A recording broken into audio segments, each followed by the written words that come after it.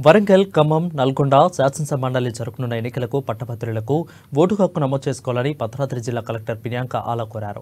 November 20, 2020 వరకు degree లేదా ఏదైనా తస్తమాస్త విద్యార్థులతో పట్టభద్రులైన వారు ఓటు నమోదు చేసుకోవాలని సూచించారు. జిల్లాలోని ఇప్పటి వరకు 7,486 మంది మాత్రమే ఓటు హక్కును నమోదు చేసుకున్నారని తెలిపారు.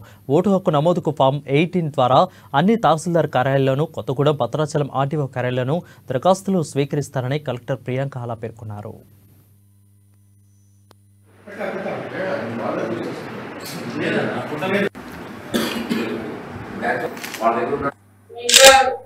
Last date of receipt will be 6th February.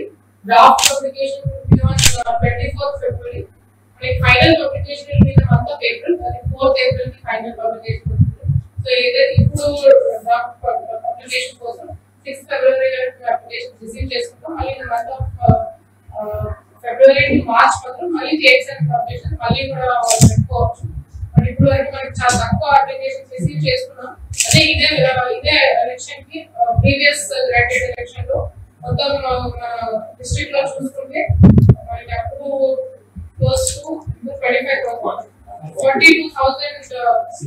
Electors ఉన్నారు. బట్ ఇప్పుడు మాత్రం ఓన్లీ 7,000 మాత్రమే రిసీవ్ చేసుకున్నాం. కాబట్టి దీని ద్వారా మేము అందరినీ కోరుతున్నాం ఏంటంటే ఎవరైతే గ్రాడ్యుయేట్స్ అయి ఉన్నారు మన డిస్ట్రిక్ట్ లో 1 నవంబర్ 1, 2020 వరకు గ్రాడ్యుయేట్స్ గా క్వాలిఫై అయి ఉన్నారు.